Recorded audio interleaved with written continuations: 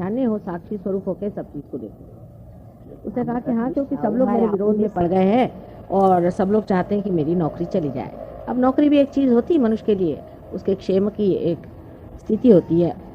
उसके बाद में कहने लगे कि शाम को 5 बजे उन्होंने आके बताया कि तुम्हें फिर से रीइंस्टेट कर दिया है, इतना ही नहीं तुमको कंफर्म कर दिया।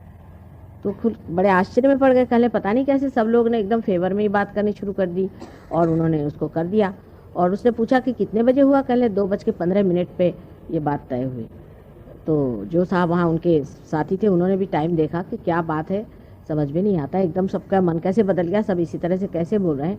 इस तरह से भी होता है, अनेक अनुभव आ सकते हैं कि रियलाइजेशन के बाद जो अनुभव लोगों को आए हैं वो इतने अधिक हैं कि अगर उनके संकलित करने बैठे हैं तो न जाने कितनी किताबें इस पर हो जाए और कितने ही लेख इस पर लिखने पड़े। बहरहाल एक किताब हमारे ऊपर एक स्विट्ज़रलैंड के महाशय हैं जो कि खुद स्वयं फ्रेंच जानते हैं लेकिन उन्होंने अंग्रेज़ी में प्रयत्न किए हैं लिखने के, और एक किताब लिखी गई है। वो किताब हम लोग प्रकाशित करना चाहते हैं 27 तारीख को, और उसमें चाहते हैं आप लोग सब वहाँ उपस्थित हों और वो पुस्तक देखें। उसमें उसने बहुत से ऐसे ऐसे अनुभव लिखे भी हैं और उसमें हिस्टोरिकली उसने सारा ट्रेस किया है कि सहज योग आज कौन सी स्थिति में पहुंच गया और क्यों लोगों को मास रियलाइजेशन हो रहा है। बड़ी सुंदर किताब है और बड़ी मेहनत की है और मैंने भी उसे काफ़ी देखा हुआ है। हालांकि मेरे पास टाइम ही नहीं रहता कि मैं कुछ पढ़ूं ज़्यादा, पर उन्होंने काफ़ी मेहनत की और बहुत विद्वान है, वो बहुत विद्वान है। और सोक्रेटिस से लेकर के और सारे उपनिषद आदि जो कुछ भी चीज़ें हैं सब को लेकर के उन्होंने वो किताब लिखी है और अत्यंत सुंदर है। और उसमें गांधी जी के बारे में भी, उनका भी क्या स्थान था सहयोग के आने में वगैरह, बहुत अच्छे से किताब लिखी हुई है। और इस किताब के जो कुछ भी छपाई का जो कुछ पड़ा है उतना ही हमने कहा है दाम रखना चाहिए और उससे ज़्यादा चार्ज नहीं करना चाहिए। हालांकि लोग हमेशा हमें पढ़ाते रहते हैं कि माँ ऐसा करोगे तो कोई किताब ही नहीं खरीदेगा, सोचेंगे इतनी सस्ती किताब कैसी, इतनी सुंदर, इतनी बड़ी, और ये वो। लेकिन हम सबके पढ़ाई में आते ही नहीं क्योंकि हम ज़रूरत से ज़्यादा इस मामले में स्वतंत्र हैं। तो इस तरह के अनुभव अनेक होते हैं। लेकिन आप अगर सत्य के पुजारी हैं और सत्य को खोज रहे हैं तो आपको पता होना चाहिए कि इससे उपलब्धि जो होती है वो परम सत्य की होती है। परम सत्य का मतलब होता है एब्सोल्यूट, उसमें रिलेटिविटी नहीं रह जाती क्योंकि आप वो हो जाते हैं। जैसे आपके लिए अभी सत्य यही है कि ये कनात लगी हुई है, यहाँ लोग बैठे हुए हैं, और जो कुछ साइंस वाइंस है ये सारा आपके लिए सत्य है। लेकिन जो परम सत्य है वो ये है कि परमात्मा की शक्ति सारे संसार में सत्ता है उसकी, वो संचारित है, अणु रेणु में भी वो कार्यान्वित है और वो इतनी डायनामिक है और इतनी बारीक है और उसका इतना कुछ काम कमाल का है। वो सोचती है, समझती है और प्यार करती है। इतना ही नहीं, सारे ही संसार के जो कार्य हैं वो करती है। तो इस तरह की जो सत्ता है उसको प्राप्त होना यही सत्य है। और उसको प्राप्त आप तभी होते हैं जब आप उससे कनेक्टेड हो जाते हैं। एक ये छोटा सा काम है कि आपको उस सत्ता से कनेक्ट किया जाए। हम तो जब से पैदा हुए तब से ही ये जानते थे, सब चीज़, सब कुछ हमें मालूम था। लेकिन हमारे पिताजी जो कि स्वयं बहुत बड़े, हम कहते हैं कि बहुत बड़े साधु थे और जो कि बड़े पहुँचे हुए आदमी, उन्होंने हमसे बताया कि जब तक आप ऐसी कोई आमास व्यवस्था, सामान्य जन सामान्य की व्यवस्था नहीं खोज निकालिएगा तब तक इस पे कोई सी भी बात करना, दूसरा एक बाइबल हो जाएगा, नहीं तो गीता हो जाएगी, और उसी पर एक से एक चीज़ें चलती रहेंगी और उस पर लोग टीका करते रहेंगे और कुछ समझ में नहीं आएगा, शब्द शब्द रह जाएंगे और एक दो आदमी पार होने से कोई बात नहीं, क्योंकि उस वक्त तो उनके सिवा हम कोई दूसरा देख ही नहीं पाते थे कि जो पार है। इस वजह से इन्होंने कहा कि किसी को लोग समझ नहीं पाते और लोगों की बुद्धि में आने वाली बात नहीं है, इसलिए उनको अगर प्रबुद्ध किया जाए तो फिर ये चीज़ सबके समझ में आएगी। और ये होने का समय भी आया है और तुम इसीलिए संसार में आई हो और यही तुम्हारा करने का है। उनको स्वप्न वगैरह आए थे हमारे बारे में, हमारी मदर को भी बहुत स्वप्न आए थे और उसी हिसाब से वो आखिर तक हमसे पूछते रहे कि क्या तुम्हें चीज़ मिली या नहीं मिली।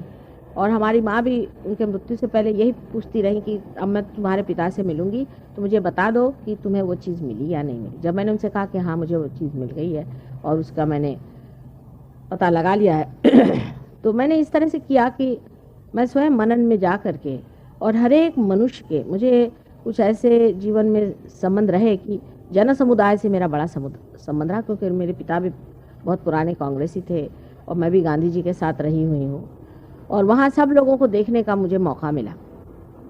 तो मैं मनन से सूक्ष्म चित्त से हर एक आदमी की अंदर की भंगिमा देखती थी, अंदर उनके कौन सा प्रश्न है, उसमें कौन से प्रॉब्लम्स हैं, किस वजह से या आदमी जो है इस तरह से बना हुआ है। मैंने उसके परम्यूटेशंस कॉम्बिनेशंस क्या हैं, हजारों लोगों के अंतर में मैंने प्रवेश करके देखा कि इनका क्या प्रश्न है, उनका क्या प्रश्न है, कैसे कौन सा इनमें गड़बड़ हो सकती, कौन सी इनमें खामी हो सकती है, किस वजह से। क्योंकि जो रियलाइज सोल आता है संसार में तो उसके सामने कोई प्रश्न ही नहीं होता है, वो तो अपने मस्ती में रहता है और दूसरा जो है वो अभी तक नीचे ही है। तो अब उसे किस तरह से ऊपर उठा जाए उसको प्रश्न हो जाता है, और वो अगर उसकी प्रकृति से मिलता जुलता हो तो वो प्रश्न आसान हो जाए। लेकिन इतनी परम्यूटेशंस एंड कॉम्बिनेशंस है मनुष्य की कि वो फिर ऐसा एक आध ही आदमी उसे मिलता था कि जो उसकी प्रकृति से निकटतम है, जो थोड़ी सी चीज़ करने से ही मेहनत से ठीक हो जाए। इसलिए ये लोग दो चार लोगों को ले करके जंगलों में रह करके और मेहनत करते थे, क्योंकि बगैर दान किए हुए इसमें आनंद नहीं आता है। लेकिन वो जो चीज़ उसको सर्वसामान्य होना भी ज़रूरी ही था, और मैं खुद इसको बचपन से ही जानती थी कि मुझे ये कार्य करने का है, चाहे कुछ भी हो जाए। और इसी प्रकार मेरे जीवन में, मेरे विवाहित जीवन में भी मेरा संबंध अनेक लोगों से आता रहा, और उसमें मैंने यही एक कार्य किया कि लोगों की अंदर से कौन सी प्रकृति के कारण, क्योंकि आप देखिए 3 प्रकृतियां मनुष्य में होती हैं और 360 डिग्री में ये 3 प्रकृतियां घूमती हैं। तो आप समझ सकते हैं कि मनुष्य में कितनी परम्यूटेशंस और कॉम्बिनेशंस हो सकते हैं, और उसी की छोटी छोटी चीज़ पे आप मनुष्य रुका हुआ है। जैसे कि एक आँख में तिनका चला जाए और सारा आकाश न दिखाई दे, ऐसा हो जाता है। अब मैंने बहुत इस पर अत्यंत गहन मनन किया, बहुत ही तपस्या करी है, और उस पर बहुत ही ज़्यादा मैंने ध्यान दे करके विचार किया कि आखिर मनुष्य में कौन सा ऐसा दोष हो जाता है। फिर मैंने देखा कि हर एक के दोष अलग अलग हैं, उनको कैटेगराइज कर लेना पड़ता है। अब जैसे आपके गुरु का दोष है, ये एक दोष, इसको भी कैटेगराइज करना चाहिए। गुरु भी ढंग ढंग के होते हैं, मतलब जो अगुरु, मैं इनको गुरु नहीं मानती, ये अगुरु हैं। गुरु तो बहुत ही कम होते हैं बहुत ही कम। और पहले ज़माने में जो गुरु होते थे, या भी ऐसे मुझे गुरु मालूम है जो असल में है, वो लोग तो बिल्कुल नहीं चाहते कि कुछ करें, क्योंकि वो जैसे ही कुछ काम करने लगते हैं तो शिष्य लोग उन पे चढ़ बैठते हैं, या नहीं चढ़ेंगे तो उनको सताते हैं। अगर वो पृथ्वी पर उतर आए, मतलब जन्म लें या कुछ करें, तो बचपन से उनको तकलीफ़ें होती रहती हैं। क्योंकि इसमें जब आप पार हो जाएंगे तो आपको पता होगा कि आपको खुद भी महसूस होगा दूसरों की तकलीफ़ें, कैसे कैसे कहीं कुछ चटाक से एकदम पैर में चट से लग जाएगा, कहीं कुछ हो जाएगा थोड़ा थोड़ा। लेकिन मैंने उसके लिए ये भी सोचा कि एक ऐसी व्यवस्था ढूंढनी चाहिए, हमारे रुमाल लेते आइए, ऐसी व्यवस्था ढूंढनी चाहिए कि जिस व्यवस्था में मनुष्य सर्वसामान्य हो, साधारण जीवन व्यतीत करता हो और गृहस्थ जीवन में रहता हो, कोई जंगल में जाने की उसको ज़रूरत नहीं हो, और वहीं बैठे बैठे वो पार भी हो जाए और वो रक्षित भी रहे, उससे उसको तकलीफ ना हो, उसको परेशानी ना हो। और इसलिए इस पर बहुत ही गहन अन्वेषण करना पड़ा। आप जानते हैं कि इसकी कोई लेबोरेटरी तो होती नहीं जहाँ पर काम किया जाए, ये तो अपने ही अंदर ये सब अपने ही संकल्प से अपनी ही कुंडलिनी को चढ़ा करके काम किया जाता है। इस प्रकार काम करके मैंने एक दिन असल में गृहस्थ जीवन में कहीं अकेला जाना या कहीं जंगल में जाके रहना भी संभव नहीं होता था, इसलिए एक दिन ऐसे किसी बहाने से मैं एक बार समुद्र के किनारे पे चली गई, और वहाँ 2-3 दिन रात में रहने के बाद मैं समझ गई कि अब सहस्त्रार जो आखिरी का ये चक्र जो खुला नहीं है उसे खोलना है। ये अभी तक खुला नहीं, अभी खुला है।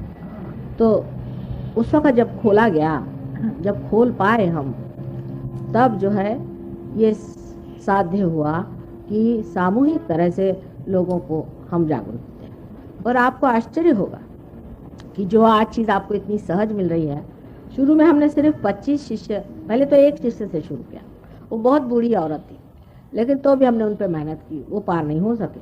उसके बाद करते करते 25 सिर्फ हमारे पास शिष्य थे, और उन शिष्यों पे 2 साल तक लगातार मेहनत करने के बाद 2 साल तक कुल 12 लोग पार हुए हैं। बड़ी मुश्किल से 2 साल तक मेहनत की, तब 12 लोग पार हुए, क्योंकि एकदम नई चीज़ है ये।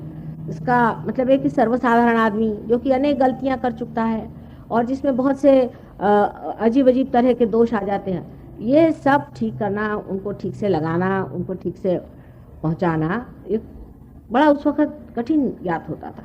2 साल तक मेहनत करने पे 12 आदमी पार हुए, लेकिन वो 12 आदमी जो हुए हैं उनमें सफाई इतनी हो गई कि हमारे वो बड़े सॉलिड आदमी हैं। उनमें से एक हमारी राउल बाई जो हैं, जो आप यहाँ बैठी हुई ये है, इन्होंने बहुत ऊंची दशा प्राप्त की है उसमें से, और उस वो 12 आदमी के 12 आदमी बहुत ऊंची दशा में पहुँचे हुए हैं। तो उसके बाद फिर ज़रूर कि हमने देखा हर साल ये संख्या बढ़ती गई। इतना ही नहीं, जब ज़्यादा लोग पार हो गए तो मानो जैसे कि उनमें से शक्ति वहन होने लगी, जैसे वो लोग शक्ति वाहिनी हो गए, और उसके अंदर से शक्ति बढ़ने की वजह से बहुत लोग आसानी से पार होने लगे। आपने कल देखा कि काफ़ी लोग पार हो गए थे, लेकिन तो भी जैसे मैंने कहा कि बड़ी सूक्ष्म चीज़ है, और पार होने के बाद भी फिर से खटाक से टूट जाती चीज़, उसको फिर पनप पाना पड़ता है, क्योंकि बीज जो है वो अंकुरित होने के बाद आप जानते हैं कि उसको बड़ा संभालना पड़ता है, संगोपन उसका होता है, उसे बड़े प्रेम और दुलार से करना पड़ता है। अब इसके लिए मातृत्व के सिवाय और कोई तरीका नहीं। मतलब ये कि आज ही एक साहब मुझे आके कहने लगे कि आपका क्या ऑर्गेनाइजेशन है, इसमें कोई नियम ही नहीं। मैंने कहा बेटे कौन सा नियम बनाओ, बताओ तुम। एक नियम ऐसा बनाओ, बोलने लगे कि जो लोग यहाँ आकर दूसरी जगह जाते उनको यहाँ ना मना। मैंने कहा ऐसे तो मैं नहीं बना सकती, जब वो मेरे बेटे हैं, वो किसी भी हालत में रहे उनको आना ही पड़ेगा। और अनेक तरह के उन्होंने नियम बताया। मैंने कहा मेरे यहाँ कोई नियम नहीं बन सकता, तुम इस चीज़ को छोड़ दो। नियम की क्या ज़रूरत है? हाँ, तुमको ट्रस्ट व्रस्ट बनाना है वो बना लो, पैसे ऐसे की दृष्टि से भाई इन लोग कुछ कह रहे हैं कि हम एक जगह बनाएंगे, वहाँ पर हम ये करेंगे, ठीक है, उसके लिए तुमको जो कुछ करना करो, मुझसे कोई मतलब नहीं। लेकिन अगर तुम चाहो कि इसके नियम बनाओ कि जो बच्चे मेरे आते हैं कभी गलती भी करेंगे, कभी ठीक भी चलेंगे, क्योंकि गृहस्थ में रहने वाले हैं, सर्वसाधारण लोग हैं, और उनकी प्रगति होगी नहीं होगी, तो अब आप ये कहें कि साहब इसलिए उनको मना कर दें या इसलिए उनको मना कर निकाल दें, ये मेरे बस का नहीं। तो आप मेहरबानी से कोई भी नियम मत बनाइए, बड़ा मुश्किल हो जाएगा मेरे लिए। तो ये चीज़ ही और है, ये ऐसी चीज़ है कि इसको आप लोग अगर संसारिक दृष्टि से देखें तो बहुत ही विचित्र लगेगी, लेकिन परमात्मा की दृष्टि से आप समझ सकते हैं। इसमें कोई भी नियम हम नहीं लगा सकते, कोई रिस्ट्रिक्शन नहीं, हमारी एक भी मेंबरशिप नहीं है, कुछ नहीं। जिसको चाहे वो आए, जिसको नहीं आना नहीं आए। अब जैसे आपने बताया कि मैं गया हुआ, पर इन कोई मेंबरशिप इनसे नहीं है, जब चाहे आए, जब इसका उपयोग करे, जितना आगे बढ़ना चाहे, बिल्कुल मुक्त होता है। और जब तक आप पूरी तरह से मुक्त नहीं होंगे तब तक कोई फायदा ही नहीं होने वाला है। तो इस तरह की ये चीज़ है, अति सूक्ष्म चीज़ है, और उसको पाने के लिए आपको भी सोचना चाहिए कि थोड़ी सूक्ष्मता अपने अंदर आ जाए। और अगर कोई उसमें अगर कभी हम कह भी दें, जैसे आपसे कह दिया कि भाई उनके पास क्यों गए थे, जूते मारना है, जूते मारने पड़ते, क्या करें, मोहम्मद साहब ने ही बताया। मैंने बड़े धीरे धीरे बातें कहना शुरू किया, आपको पता नहीं, पहले तो मैंने कठिन लोगों को लिया ही नहीं। 3 साल तक आपको आश्चर्य होगा, मैंने कभी सैटेनिक फोर्स की बात नहीं करी। मैं लंदन अमेरिका चली गई, अमेरिका से आने के बाद हमारे ग्रुप में एक लेडी ने शुरू कर दिया वहाँ पर घोड़े के नंबर बताना और लोगों को हाथ में डंडा लेके मारना और ये वो। तब फिर मैंने कहा कि अब तो बताना ही पड़ेगा, तब मैंने शुरू किया था, क्योंकि मैं सोच रही थी कि किसी तरह से लोग बच कर के निकल जाएं तो अच्छा रहेगा अगर ये चीज़ें नहीं बताई जाएं तो। पर ऐसा कहाँ होता है, ये चीज़ें तो आती ही हैं। अगर 10 आदमी यहाँ आएंगे, उसमें से ज़रूर 1 न 2 ऐसे होंगे कि जिनमें नेगेटिविटी होगी, और जो कहीं ना कहीं हो आए होंगे, वो फिर बताना ही पड़ता है। तो उसमें कोई बुरा मानने की बात नहीं है, क्योंकि आपको सोचना चाहिए कि आपको अपना कल्याण कर लेना चाहिए, अपना मंगल सोचना चाहिए, और उसमें बुरा मानने की कोई बात नहीं। आपके गुरु ने आपको कोई दी नहीं बात, अगर दी होती तो आप यहाँ आते क्यों? तो अगर हम कहते हैं कि भाई इस तरह से निकलता है, ये मोहम्मद साहब ने कह दिया नसीब नहीं, तो मुझे ही लोग नाराज हो जाते। उन्होंने बताया उनके बहुत से तरीके, सारा उनका जो नमाज है सारी कुंडलिनी का अवेकनिंग है। लेकिन कितने मुसलमान इस बात को मानेंगे? कबीर का सारा पढ़िए तो सहजयोग पूरा है, उससे ऐसी बातें सारी लिखी हैं जो कि बिल्कुल आपको मैं अगर सुनाऊं तो आप आश्चर्य होंगे कि 5-25 पकड़ बुलाऊं, जैसे आपको पकड़ बुलाया हमने, एक ही डोर बंधाऊं। और उनकी भाषा में इस कदर अथॉरिटी है। अथॉरिटी हो ही जाएगी जब आप उस चीज़ को जानते हैं, तो अथॉरिटेटिवली आप बोलते हैं। कोई उसमें आप घिघियाते नहीं हैं सूरदास जी जैसे कि प्रभु तुम हमें कभी मिलोगे, क्योंकि वियोग है नहीं। जब आदमी मिलन में बैठता है तो मिलन की बात करता है। इसी प्रकार आप गुरुओं को भी समझ सकते हैं, इसी प्रकार आप कवियों को भी समझ सकते हैं कि जो आदमी मिलन की बात करता है वो डंके की चोट पर करता है। और दूसरी बात उसमें यह होती है कि वो रोता नहीं कि मुझे प्रभु कब मिलाओगे और तुम कब मेरे सामने आओगे। बड़े बड़े कवि हो गए विरह के भी, लेकिन उससे ये जान लेना चाहिए कि वो विरह में ही है और आप विरह में, इसलिए आपको मजा आता है उनका विरह सुनना। लेकिन जो मिलन में आ जाता है उसको लगता है ये क्या मिलन के लिए पनाह चला है, उसको नहीं पसंद आती है चीज़। और जो लोग मिलन में नहीं है उनको भी नहीं अच्छे लगते जो लोग मिलन के गीत गाते। तो आपको भी मिलन में आना चाहिए और इसका आनंद उठाना चाहिए। एक ये सादी सुदी चीज़ है और कोई ऐसी कठिन बात आपके लिए नहीं है, क्योंकि आपके अंदर सब बनाई हुई है चीज़, ये सब बना हुआ है। सिर्फ इसकी जागृति होनी है और इसको सहस्रार से निकाल के यहाँ स्थित कर देना, फिर धीरे धीरे सब चीज़ बन जाती। पर बहुत से लोगों के इन गुरुओं में से एक से एक गुरु लोग हो गए। महाराष्ट्र में भी एक बड़े ही अजीब गुरु थे, उनके शिष्यों की कुंडलिनी चढ़ती थी और फिर धड़ाक से नीचे गिर जाती, चढ़ती थी फिर गिर जाती। बांध बांध के हम लोग के हाथ टूट गए, पर वो बनती नहीं थी, गिर जाती थी। और बिल्कुल अब तो सिर्फ कुंडलिनी के वहन से ही हम पता लगा लेते हैं कि ये कौन से गुरु हैं। पर ये इतने हैं जिसको पायली के 50 कहते हैं कि रोज़ नया एक चला आता है, रोज़ एक ये फलाने महाराज आए, कोई फलाने आए। मतलब पहले जो मेन थे उनके तो अभी भी हम पहचान लेते हैं कि ये फलाने के शिष्य हैं या कुछ है। लेकिन इसके चक्कर इतनी ज़बरदस्त होती है। एक अभी परसों पेशेंट आई थी हमारे पास में, उनको भी स्क्लेरोसिस की बीमारी थी, वो ठीक होना चाहती थी, काफ़ी उनको फ़ायदा हो गया, लेकिन उसके बाद वो फिर नहीं आ रही। तो पता हुआ कि वो यही जो अंगूठी देने वाले बाबा हैं उनके शिष्य हैं। तो कहते कि वो रात में सपने में आते हैं, मुझसे कहते खबरदार तुम माता जी के पास गए। वो मारे डर के वो आने को तैयार नहीं, यहाँ बैठी हुई यहाँ देखिए उनके पहचानो, इसलिए वो आने को तैयार नहीं। उनको काफ़ी लाभ होता है, इतनी नर्वस है। और वो कहती मुझे लगता है कि मैं डिसलॉयल हो जाऊंगी उनको। तो इनके भी चक्कर बड़े खराब होते हैं, उससे बचना चाहिए। आपको अगर किसी गुरु से आप प्रभावित हैं तो मेरे पास आने की ज़रूरत नहीं, और अगर प्रभावित नहीं है तो ठीक बात है। और अगर आपके असली गुरु हैं तो हम तो फ़ौरन बता देंगे। अब यहाँ एक महाशय हैं, उनके गुरु थे धुनी वाले बाबा, बहुत हमने कहा उनसे हमारी खबर करें, वो हमारे बारे में जानते हो। इतना ही नहीं, बहुत से गुरुओं ने लोगों को बताया कि माँ आ गई है तो तुम हमारे पास क्यों आते। आपको आश्चर्य होगा ये लोग कितना जानते हैं। जो जानते हैं वो जानते हैं, जो नहीं जानते हैं उनसे ही तो ना प्रश्न होता है। अभी एक अमरनाथ में एक बड़े भारी साधु रहते हैं, क्या ना कैंसर, हाँ नहीं नागनाथ बाबा करके, नागनाथ बाबा, नागनाथ वो रहते हैं। और उनके शिष्य हैं जगन्नाथ बाबा। उनका आज्ञा चक्र टूटा हुआ था, तो वो आकर के अंबरनाथ करके जगह है बम्बई के पास, वहाँ आके रहने लगे और कहने लगे कि हम यहाँ रह रहे हैं, यहाँ पर माँ आने वाली है, तो हमारे गुरु ने भेजा है कि 12 साल बाद आएंगे। देखिए 12 साल जाके वहाँ वो तपस्या करते बैठे। उनको फिर पता हुआ कि हम, वो तो पता हो जाता है ना वाइब्रेशन से। हमारे एक शिष्या है वहाँ शरयू, उनके पास गए, कहने लगे कि माँ कब आने वाली। उन्होंने कहा कि 12 साल बाद आएंगी, ऐसा कहा था गुरु ने हमारे, तो कब आने वाली है, अब तो 12 साल पूरा हो गया।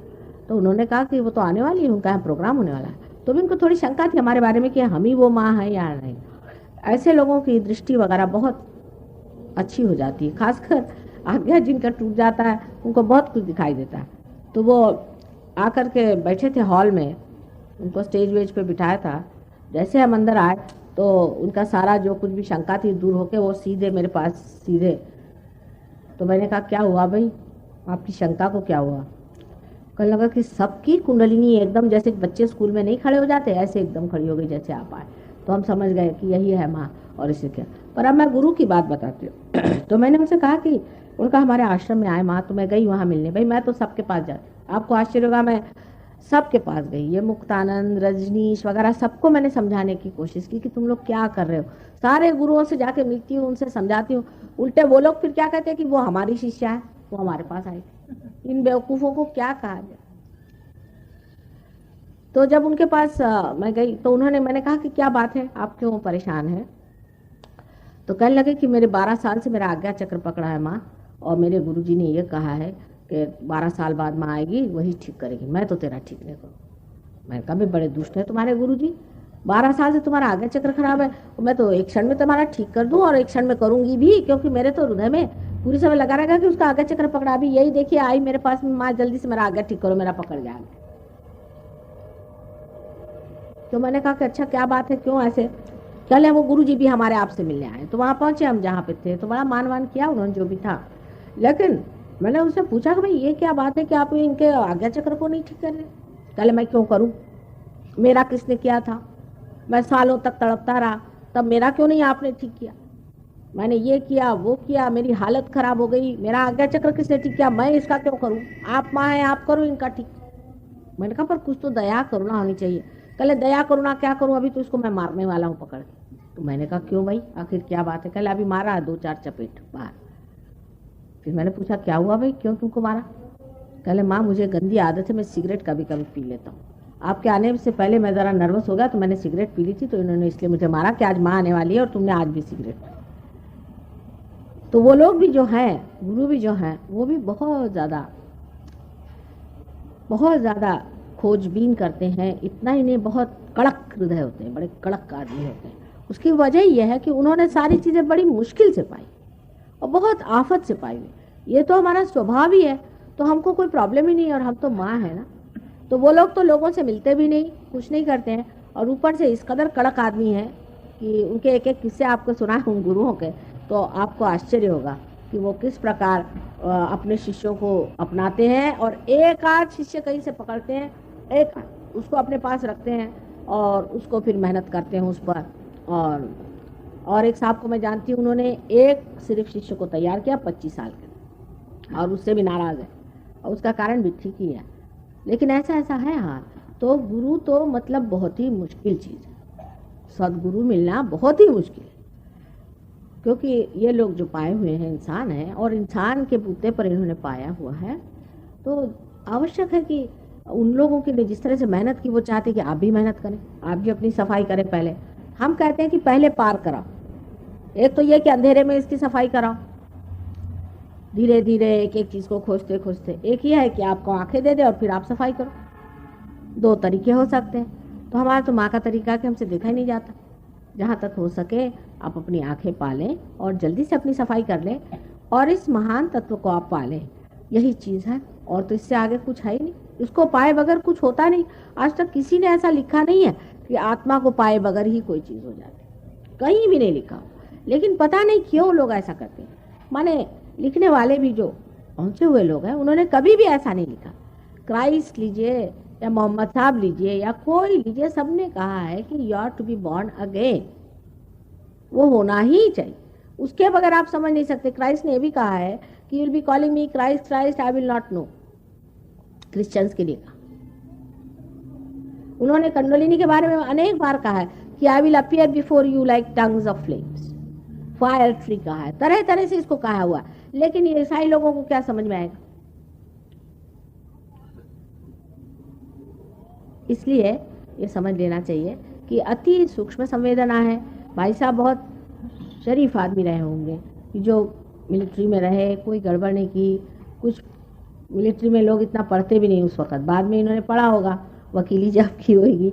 मिलिट्री के लोग अपने इसमें रहते हैं, तो हो सकता है कि उन्होंने इतना पठन नहीं किया, और पठन करने से भी, पठन पाठन से भी दिमाग जो है वो ज़रा कुछ कंडीशन तो हो ही जाता है। जैसे आज हमने राय साहब से पूछा, कल वो MP साहब आ रहे हैं, तो मैंने कहा ठीक है बुला लो उनको। तो मैंने कहा फिर क्या, कल वो ज़रा, उन्होंने उनका दोष बताया, वो ज़रा पढ़े लिखे ज़्यादा है।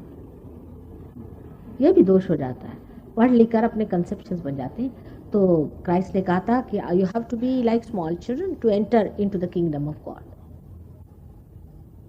छोटे बच्चों जैसे अबोधिता होनी चाहिए, सादगी होनी चाहिए, तब हो जाता है, इस तरह से बहुत जल्दी हो जाता है।